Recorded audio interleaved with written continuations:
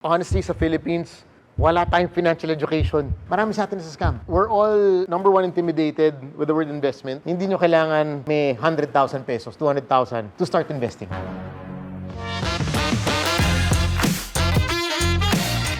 Ang mga Pinoy ay madiskarte. We're known to be resilient, and we all strive for a better future. Pero pag pera ang usapan, madalas tahimik na lang.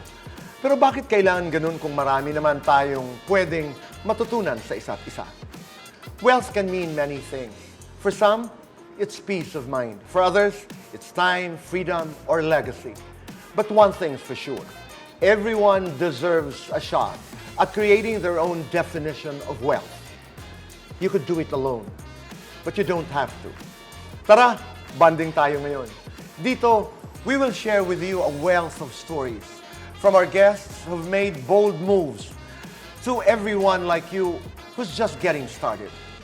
This is where real journeys meet real lessons. Magandang araw po sa inyong lahat. Kaibigan, tara, banding tayo. Pero alam mo ba, karamihan po sa atin iniisip, di ako yayaman, wala akong pang-invest. So, what do? We wait, we delay. Hanggang sa dumating yung point na wala na tayong naipon. Pero eto, si Sam YG, at 23 years old, nag-invest ng di kalakihan. Hindi siya milyonaryo noon. Noon ha, Wow. hindi siya milyonaryo noon. Pero smart yung move niya. Hindi siya nag-overthink. Kasi normally, that's our enemy. It holds us back. Yun yung pumipigil sa atin. And today, he's here to share how he did it. Paano siya nag-grow financially. Gawin natin itong inspirasyon kung paano ka rin makakapagsimula kahit sa maliit lamang na puhunan. Hindi po ito kwento ng swerte. Ito ang kwento ng diskarte. Kaya huwag kang bibitaw, kaibigan, tara, mag-bonding tayo tungkol dito. Sam, maraming salamat. Thank you, Tito Boy, for having me. Excited ako makipag-bonding sa'yo. At kasama ho natin si Dayan, Randall Johnson, an old friend actually. Maraming salamat. Exciting ho ang aming pag-uusapan. Pero umpisa tayo kay Sam. Noon, hindi ka pa milyonaryo. Mga last year.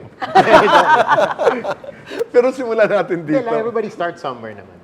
No, but I like that. I mean, that in itself, di ba, Randall, is really inspiring. You've come across a lot of stories na talagang nagsimula sa maliit. Ika nga. Okay, Sam, 23 ka noon, 23 years old, and now you're 25, okay? Wow. Ganon? Kasi ganon tayo. 12,000 lamang ang meron ka. Pero nag-invest ka kaagad. Paano nangyari yun? Tito Boy, I started working actually nung college ako. No? So I was 19 years old. Naging working student ako as a DJ. So I was starting to make a little money. And yun nga, when I had, siyempre, unang sweldo mo, ibigay mo sa parents mo yun, di ba? Yeah. Parang payback mo, di ba? Na thank you for my education. So finally, started getting hosting gigs. Aside from my radio salary, may mapapasa na konting gigs. Tapos, I think, yun yung, nung may mga 12,000 na ako, sabi ko, well, one thing that my parents also taught me is, if you have, you know, you have money, you have little something, or a little money to spare, invest it. Huwag ka munang bumili ng mga mamahaling relo, bag, darating yan. Unahin mo yung investment, and from there, make your money grow, and trust me, at a certain age in life, you'd be able to buy whatever you want, maybe times 5, times 10. Okay. I just want to ask Dayan and Randall, do you remember what you were doing in college? Ako din, I was doing mga extra income. Sobrang kumita. I mean, kasi the bound was never enough. So I learned to be a little bit more entrepreneurial. So a little bit here, a little bit of there. So kumikita ng extra money. So yun something. Pero He learned it from his parents. Saan I mo learned natutunan? also, I came your from a parents? family of business people. Okay. Tito Boy, share ko lang, baka hindi nyo napansin. No, aside from my parents, medyo Indian ako, no? So nasa dugo ko talaga yung entrepreneur. Pagbi-business. No, nasa dugo ko yan. Pinanganak ako ganito na. Ikaw, Dayan, do you remember? Yes, Tito Boy. I was in college. I was already in showbiz. And I vividly remember, you were a big part of my hosting journey. So Thank I started with Studio 23, Was Up, Was Up. So dun ko nakita talaga yung passion ko talaga to work really hard.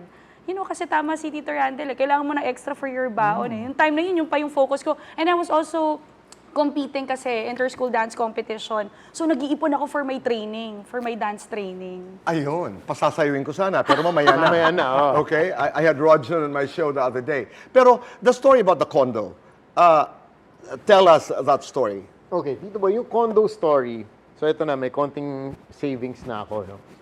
Iniisip ko, paano ako mag-i-invest? Okay. And then, swerte tayo sa Pilipinas, no? Na kahit college, pinapatira pa tayo ng mga parents natin sa bahay natin. Aminin natin, di ba? Correct. In other countries, when you get to 18, you're out of the house. Study by yourself, pay your tuition. So ako, may allowance pa nun, no? I was still in college. I was doing my rackets, my hosting gigs. Tinatabi ko lahat ng pera until one time, bumili akong condo na pre-selling kasi zero interest pa nun, no? And it was almost built at that time, pero there were still a few units na pre-selling. So binili ko siya, and then, nung gawa na, instead na gumawa ng bachelor's pad, na dream ng lahat ng lalaki na, okay, may sarili na akong pad, alam mo yon? Eto na, let the good times roll.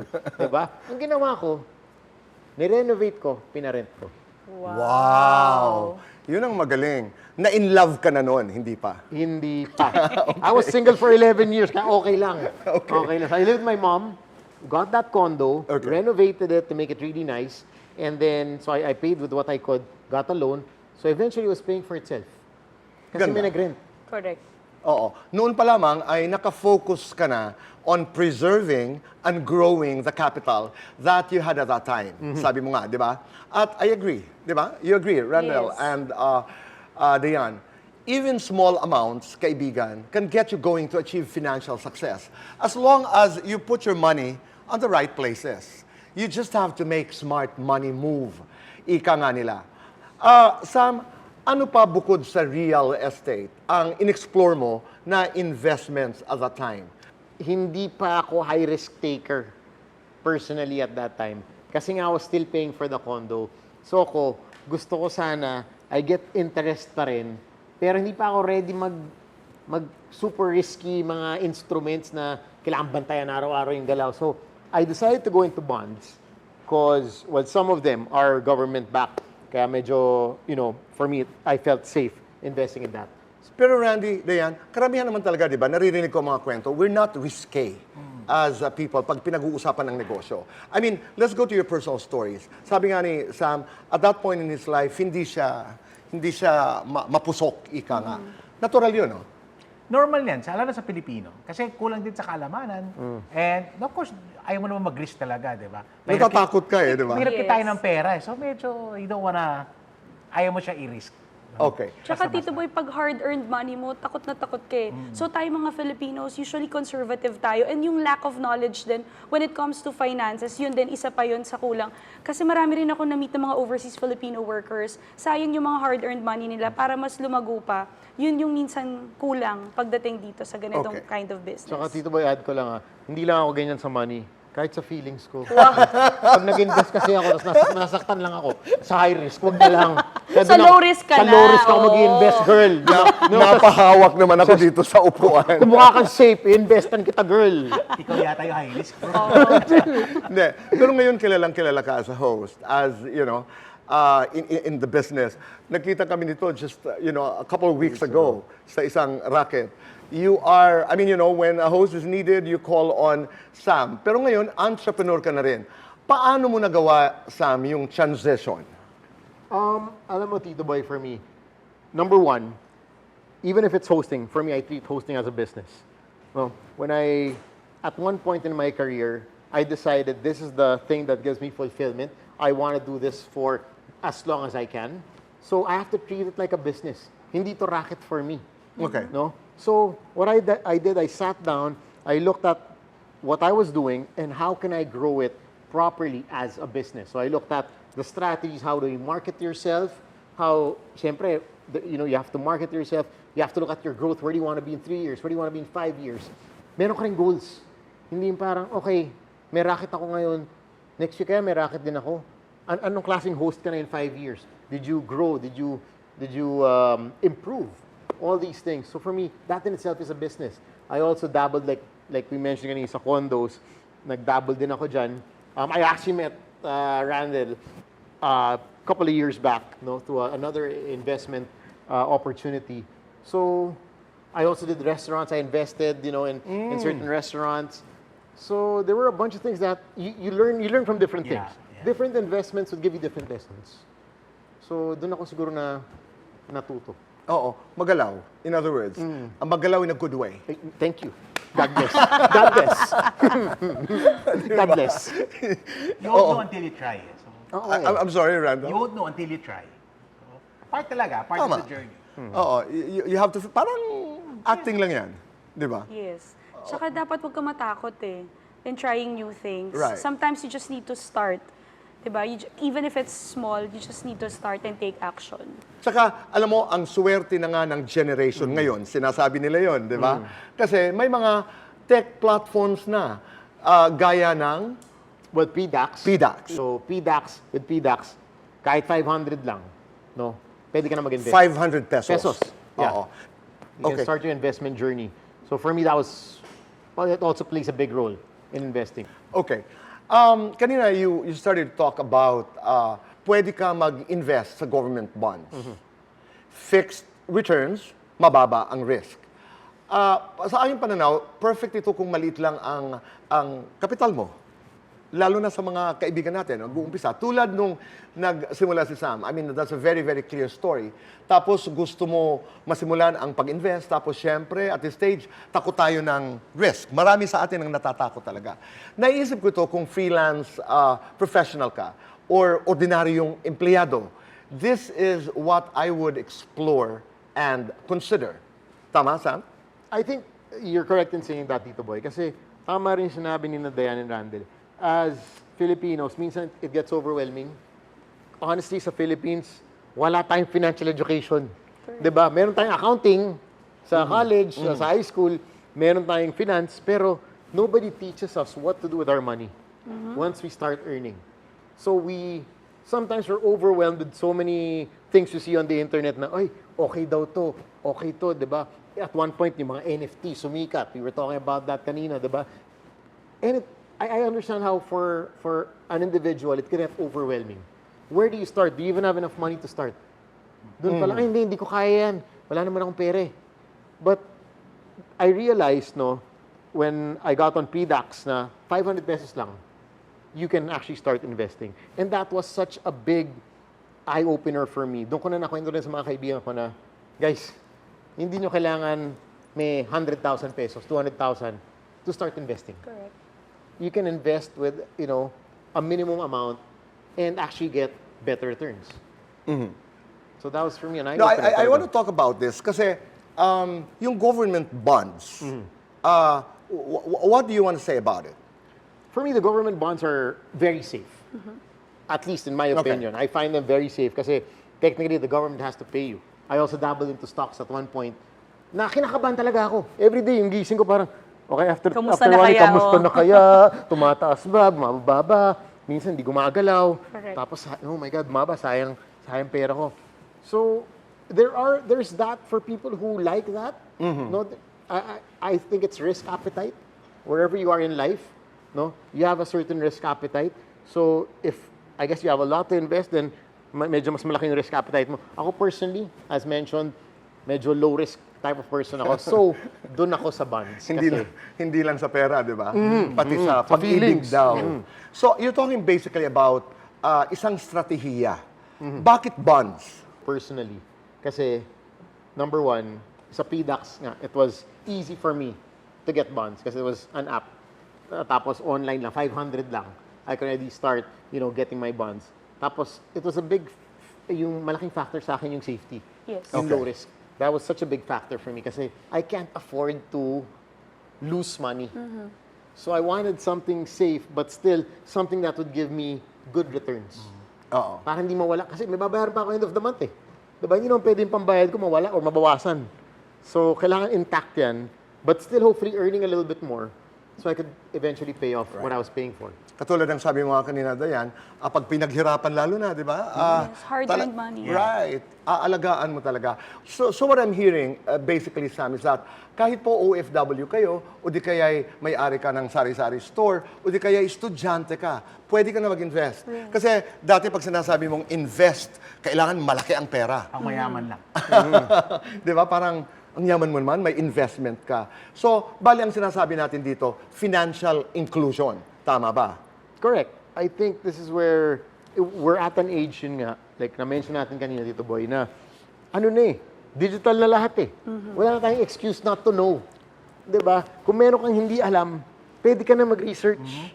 'Di ba? And I'm gonna talk a bit about savings and investing, 'di ba? You can save and save and save, pero sa inflation, 'di ba? Yung dating 100 pesos mo, 6 na tilapia na bibili. Ngayon, yung 100 pesos mo, siguro 2 tilapia na lang 'yan. Talo ka pa. Oo. Napaka-Bombay magsalita. No, sinasabi ko lang, no? So for me, parang I want to hold the value of my 100 pesos, no? And I have no excuse not to learn, not to research on how I can invest. I know invest can sound intimidating for people, especially if feeling mo it's a big word, it's only pang mayaman. It's not. It's not. Yeah, we have to accept and learn that investing is for everyone. And of course, if I may add, Sam, no, kasi syempre, we're not getting any younger also. You also want your money to work for you through investments. Kasi syempre, hindi naman forever malakas tayo, Tito Boy, nakakakayod tayo ng trabaho. So maganda na you get passive income through that investment. And this is a kind of an investment na accessible. Ito yung pinakagusto ko dito. With your story, accessible sa lahat. Estudyante, sabi ko nga kanina, OFW ka, o di kaya hindi na yung, ay ayoko, wala naman akong pera. Because you're basically saying, with 500 pesos, you can actually be an investor. Yes. Pero dahil nag-i-invest tayo, let's do fast talk. Okay, let's go. Okay. Sam, first investment, Condo. 12,000 pesos. stocks or bonds? Bonds. Sa akin kasi, well, like I said, no, medyo I feel safe. I want Okay. a low risk, ano. Save or spend? Save. Ginawa ko na yan dati. Save muna. Okay. Spend pag meron na. Biggest money mistake? I think starting late. Financial goal before 45? Multiple income streams. Gusto ko parang marami ka ng eggs, marami na rin basket. So you're not loyal? Oh, hindi. Joke! That's a joke. Joke, okay? Money tip you swear by? I think sinabi ni Dan, make your money work for you. Sunrise or sunset? Sunrise. Wow. Kala nyo, no? Sunset. Black or white? Black. If you have a third eye, saan mo ilalagay at bakit? Ilalagay ko sa ilong ko. Dahil? Matangos eh. Kaya mag-telescopic vision. Oo, di ba? Is that lights on or lights off? Lights off. Sex or chocolates? Sex. Best time for love and sex? Before going to sleep. Talagang napaka-eksakto. Sam, meron tayong mga katanungan mula sa ating mga kabanding na kailangan sagutin mo. Narito po ang una nating katanungan mula kay Pia. Sam, paano ka nag-budget nung nagsisimula ka pa lamang sa hosting? Okay. Importanteng tanong yan, ha? Ang style ko kasi dyan, no, I read this book, Rich Dad, Poor Dad, no? And I think it changed my life. Kasi ang style ko dati, let's say, binayaran ko 2,000 for a hosting gig. Gagastusin ko dyan 1,500. Titira ko yung 500 para ma-save. Ang nabasa ko, no, and I learned this, it should be the other way around. No? Put aside or invest, no? Even better if you can invest the 1,500 and learn to live with the salary or whatever you have for yourself, the 500, kunyari, no? Learn to live with that. Yun muna, for now. It will change down the road. But when you're starting out, learn to live the other way around. Give yourself a salary, no, from whatever you get. May salary ka lang, yan yung pang-gimmick mo, gusto mong kumain sa labas, whatever. Pero yun yung budget mo. Kung let's say 500 pesos, pili ka ng restaurant na pasok doon. Huwag mo muna gastusin yung iba. And then save that para eventually, no, when the money you've invested grows, no, then you actually have more to spend and more to enjoy. At ang nakakaganda, katulad ng sinabi mo kanina, with 500, you can invest. With PDAX, that's With what PDAX, no? That's really interesting. At nais ko yan maitawid sa ating mga kabanding. That's a very, very important message. I think they really opened up investing to everyone. Right. So, kung hindi ka mag-invest, parang hindi mo na pwedeng sabihin na, wala akong alam dyan o wala akong access dyan Hindi na pwedeng excuse yun. It's right there. It is right there. Okay. It's 500 pesos. Okay. Mula naman kay Iya, Sam, okay lang ba mag-invest kahit hindi ko pa gets ang terms sa finances or investments? I think you have to do your research also. It's very important. Like I said, there are so many things you can invest in. No? Even restaurant is an investment. House is an investment. Condo is an investment. Ang dami pwede pag-investan. No? Bonds, it's a form of investment. Do your research. Ano ba ang bond? Diba? Bakit mo pinapasok yan? So it's important to also, bago mo pasukin, lalo na marami mga Filipino sa scam. Marami sa atin sa scam. Bakit? Kasi inisip natin yung pera, you'll get times 2 of your money. Hindi mo inaaral, paano ka magkaka-times 2 ng pera? Lalabas mo lang agad pera mo because you want the money fast. Know what you're getting into. Lalo na if it's hard-earned money. Like you said, Dayan, pinaghihirap mo pera mo. Correct. Tapos, syempre lahat naman tayo kasi lumaki yung pera. But for me, I always have that at the back of my head. And this is my personal opinion. If it sounds too good to be true, there might be something wrong with it. Agree. Yes. Talagang agree. Is that right? It makes a lot of It's so sense, good no? to be, stay away. Actually, ano dyan, stay away. Oh, stay away na nga. Oh, mas malala pa. Tama. Yung parang sobrang, ang ganda naman ito, di ba? Double Kasi your money in kadalasan- 2 months. Oh, di ba? Parang, Hindi lang. Meron pang triple, quadruple. Di ba may mga ganong offers? So pag if it's too good to be true, mag-ingat ka. then even stay away. Ganda. Even better, Oo. stay away. But with 500 pesos today, you can invest on PDAX. Yeah, and it's invest safely. With sleeping well at night. Hindi importante, hindi ka nag-invest ng, let's say, ng 10,000, 500, 1,000 mo sa gabi. Oh my God, hindi ako makatulog. Hindi ako makatulog, baka bukas wala na to. Okay. And you don't want to be in that situation. Narito pa rin po ang isang katanungan mula sa isang kabonding natin. Krisha, Sam, I love you. Hindi, joke lang. Sam, paano mo pinipigilan ang sarili mo sa gastos? Lalo na pag may bagong gadget or sneakers. Mag-asawa ka, wala ka pang gastos. Hindi, joke lang. Nako, hindi, sa akin, discipline Nothing beats discipline. I think we all can safely say that you can want something, a new car, a new watch, a new bag, whatever material thing that is, no? But this is what I call delayed gratification. No? Pwede mo naman makuha lahat at the right time. And the timing will depend on you. Do you want to get it today? Or if I say na, let's say, gusto mo yung bagong Air Jordan. Diba? Do you want to get it today? Or can I tell you na, sige, invest mo muna. In 3 years, 3 Air Jordan mabibili mo. Oh. The choice is yours. You can get yours today, your Air Jordan, but in 3 years, pwedeng 3 ganyan. Now, I cannot decide that for you. If you want to get it now, if you want to get 3 years later and get 3 pairs, that would be where discipline comes in and your goals come in. Ano ba ang goal? Oo, tama. At saka pag pinag-uusapan din yung delayed gratification. One time, tinanong ko ng pamangkin ko noon Tito, why should I delay my gratification? Because instant gratification doesn't last. I mean, sa karamihan ng bagay. Love na ba? Oo. Papunta na doon. Kaya minsan, nung kami ng asawa, first kiss dapat kami, sabi ko, wag muna. I-delay natin to. gusto ko, pag first kiss tayo, Iba na yun. Narito pang isang tanong mula naman kay Renzo. Sam, paano mo na-maintain ang financial discipline kahit irregular ang income mo? Sa akin, I think it actually helps us, like me and I can speak for Diana also, is mas careful tayo. Kasi alam natin regular income natin. Yes, very unstable. Tama. Hindi. Lahat tayo. Lalo na sa entertainment business. Correct. That's true. So I think we're a bit more careful no, with our money. That's why I guess sa akin mas low risk ako compared to some people who would prefer, high risk investments. Tayo, especially when I was starting out, hindi mo alam if today meron kang hosting gig, next week ba meron Wala pa rin? ng project. Or in 2 years, 3 years, meron pa rin ba? The pandemic happened. Diba? Anong una tinanggal? Mass gatherings, hosting. Ano ang last na binalik? Mass gathering, hosting. Tayo yung nawalan ng trabaho, tayo yung last na binalik. So, I think having that mindset, it helped me with my discipline. Na, you don't know what's gonna happen next, so make sure you have something, put aside for that. Okay. Sam, mamaya pag kinakausap ko si Diane saka si Randall, kasama ka pa rin sa pag-uusap. Of course. Delayed gratification lamang yon.